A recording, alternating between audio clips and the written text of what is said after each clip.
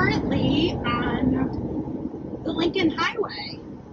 This is US Route 30. I am on my way from Cedar Rapids to Des Moines, Iowa. So it's kind of cool. You see along the way, various heritage markers and little L's. I'm always so fascinated when I drive along places like this, just how desolate they are. And I'm not picking and choosing where I filmed. I mean, this is what it's been like. Obviously, Cedar Rapids is a little more built up, but it's just farm after farm after farm. And it's, of course you hear about Iowa being filled with farms, but I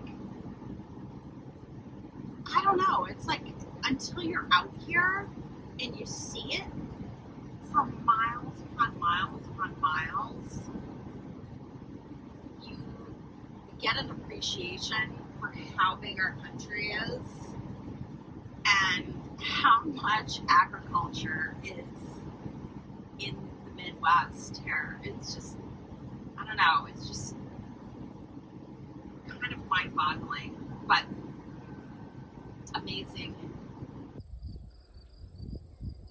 Oh, I'm here at Lake Anita State Park in Anita, Iowa. Isn't this lovely? I don't know if you can see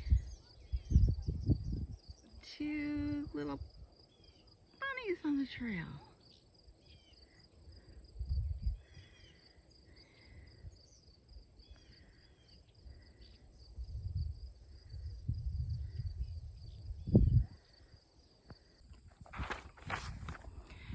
All right, it is 7 o'clock at night and 95 degrees. So you're seeing, this isn't sweat, this is a glow. Oh my gosh, and it's so humid. And this is a wet bandana wrapped around me. I realize I probably look ridiculous, so I shall take it off. But actually, first I'm gonna wipe my arms down because holy cow. We famously in the Pacific Northwest do not have heat. And although I grew up in Connecticut, and you'd think I'd kind of be used to weather like this, it's been a long time. So, this is unpleasant, to say the least. Oh, so my son was definitely annoyed with attempts at filming. So I sort of stopped filming on our way out here to Iowa. I dropped him off today. He doesn't have air conditioning and he's on the 4th floor of his dorm. And it was so hot moving his stuff in. Oh, it was awful. And it's going to be over 100 degrees there on campus later this week. So they're opening up all the air-conditioned buildings, like the library and blah blah blah blah, so that the kids can sleep in those buildings at night, because the majority of dorms are not air conditioned because the buildings are so old. So anyway, so he'll be having a slumber party all week. Anyway, so now that he's gone, I'm hoping to film a little bit more. So stay tuned. So let me catch you up on what I've been reading. Actually, not a whole ton. We have been doing sightseeing, driving, listening to Taylor Swift endlessly. So, but I did finish The Wall by Marlen Haushofer, translated by Shaun Whiteside. This is a book that was originally published in 1968 and has recently been re-released. And it's basically about a middle-aged woman who's the sole survivor of some sort of catastrophic event, and is separated from the rest of the world by an invisible wall. And I sort of describe this book as a dystopian Walden Pond. She has a dog, she has a cat, and a cow. And this book is really ruminations on caring for the animals, haying the fields, planting potatoes. It's just her mundane, everyday life. And it's kind of interesting because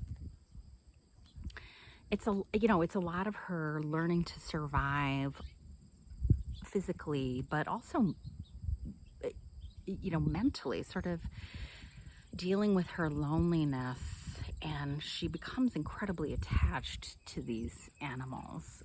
And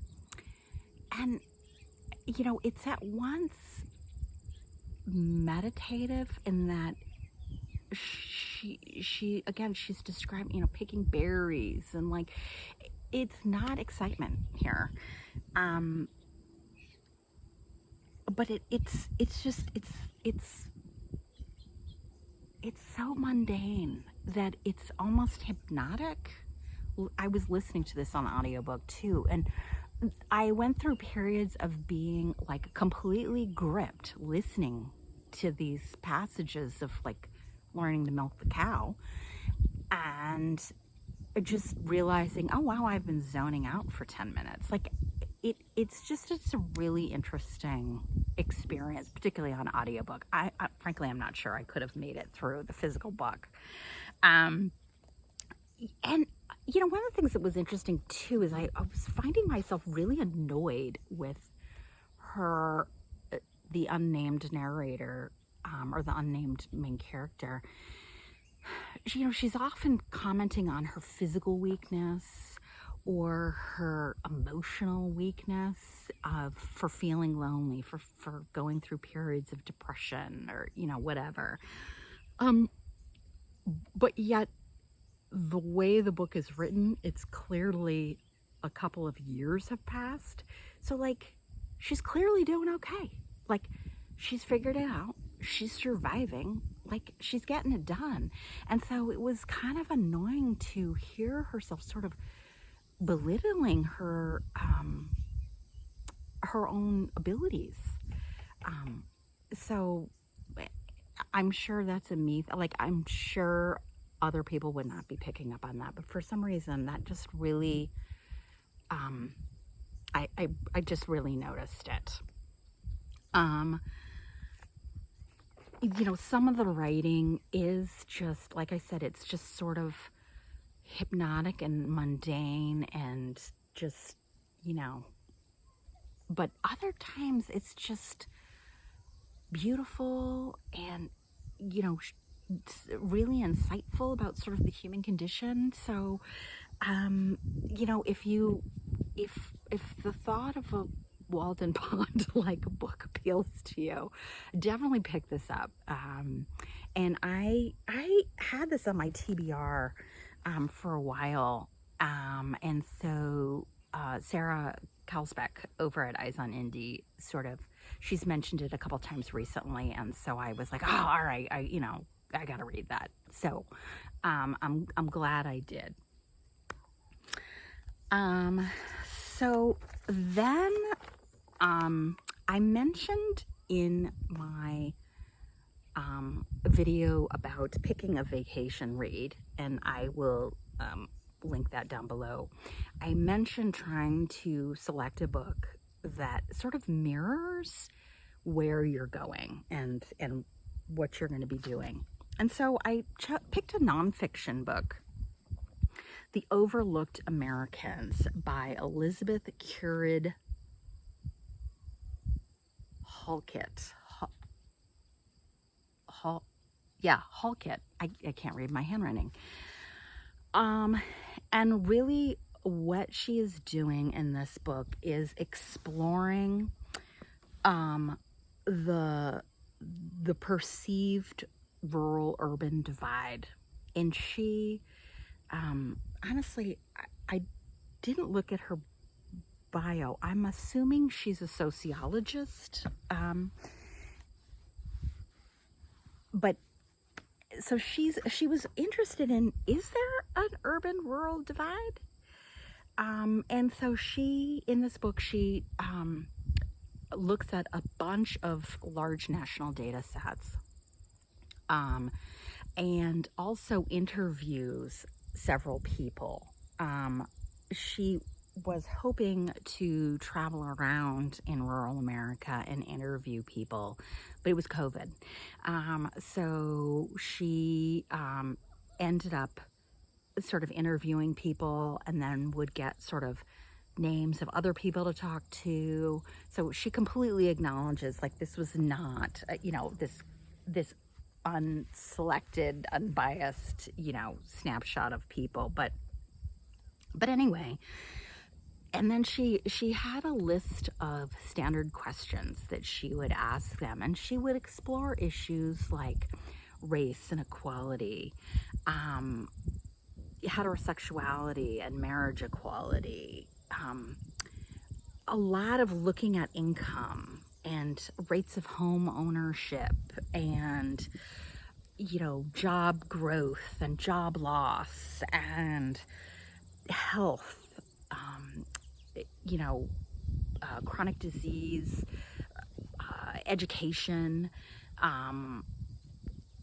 and then she goes into a lot about social capital and cultural capital. So those more soft things that sort of bind groups of people together, and talks a lot about meritocracy. And it was such an interesting thing to be reading while traveling through Wyoming, Nebraska, Iowa. I'm about to get into Nebraska and Kansas again. But it's so interesting to be reading about this topic while driving through those states, because you kind of see it in action. It's really interesting. But she basically concludes that Americans kind of have the same values. We're all supporters of democracy. We all want people to be treated equally. We all value, our families and want our children to be successful. And she really harps on rural America is not a monolith, whereas sort of mainstream media will paint rural America as these Trump-loving, ultra-religious, she uses the word hillbillies, and how a lot of people in rural America are quite resentful of that image and don't feel that that's fair. And a lot of this book is going through and explaining how that is not fair. She does acknowledge that, again, the South not being or rural America not being a monolith. She does talk about Appalachia and the rural South as being two, pockets of rural America that aren't doing very well. But by and large, the rest of rural America is kind of doing okay. Rates of home ownership, income, median income, all those kinds of things are kind of the same. Levels of education. So again, when you looked at the data, you could see a lot of these things were very, very similar. And a lot of the interesting things came out as part of her interviews, and realizing that oftentimes, the nature of communities is different. Here in rural America, there is a sense of community, and the church is a big part of community, right? That's how you see your neighbors every week. And I was sort of laughing and thinking about my own situation. I mean, I've lived in my house for over 20 years, and I don't even know all the neighbors on my block. So, talking about what makes community in urban settings, it can be your workplace, it can be your book group, it can be these other more amorphous things. So, it was just kind of an interesting thing. And again, looking at education and how a lot of coastal urban Americans are obsessed with getting their children into these elite colleges, and how rural America is often, people are going to more local schools. Again, it's hilarious to see here in Iowa. I mean, I went through Des Moines, where Iowa State is, and went through Iowa City, where University of Iowa is. And, people everywhere in Iowa are wearing their gear from one of those two schools. There's a tremendous amount of pride in their local institutions. And I just remember, preparing to send my kids off, and it was much more of like, you got to go away, see the world, you got to go to the best school you possibly can. And it's just talking about a lot of the hyper parenting and competitive parenting of urban coastal America. So and how that's just a huge cultural contrast. And she really also talks about, again, part of this meritocracy and elitism, essentially, of the coasts, and what she ends up calling the coastal elites. That our values, and I'm from Seattle, so I'm putting myself in that bucket, are driven from Hollywood, Wall Street,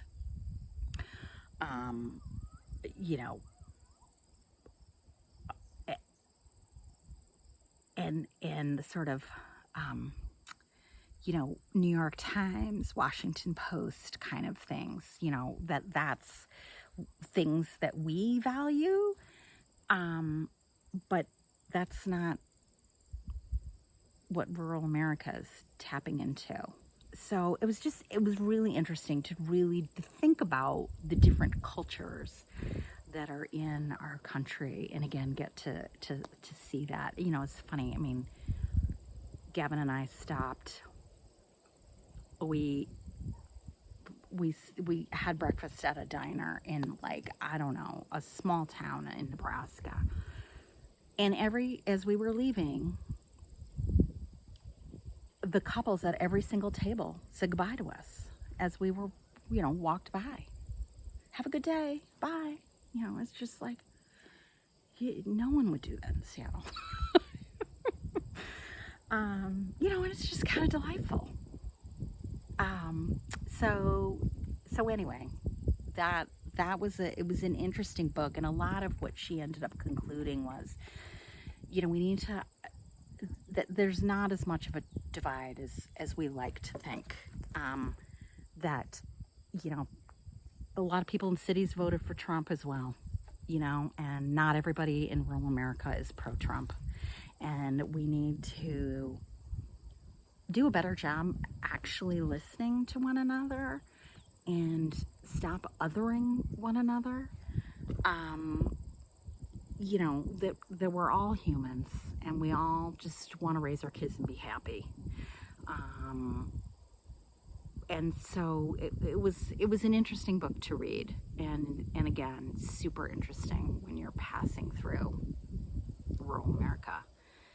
I mean, Gavin and I, we drove through towns. You know, when you come up to a town on the highway and it'll say, you know, blah blah blah, population blah. I mean, we drove through towns that had a population of 22, 44, 111.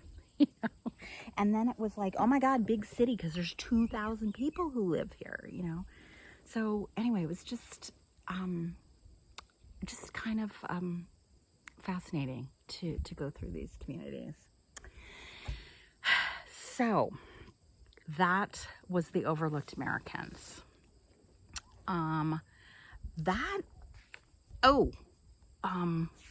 Is that it? Yeah, that is all I've finished. I am currently listening to Everyone in This Room May Be Dead, Will Be Dead.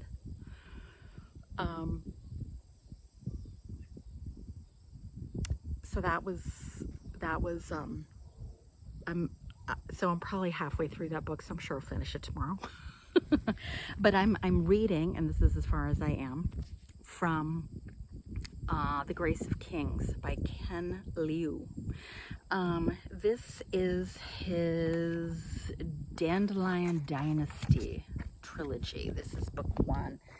I've had my eye on this series because I think every single one has gotten a Kirkus a starred review, and this was a finalist for the Nebula Award, but he has won several awards for his writing. And what I didn't realize is he is also a translator.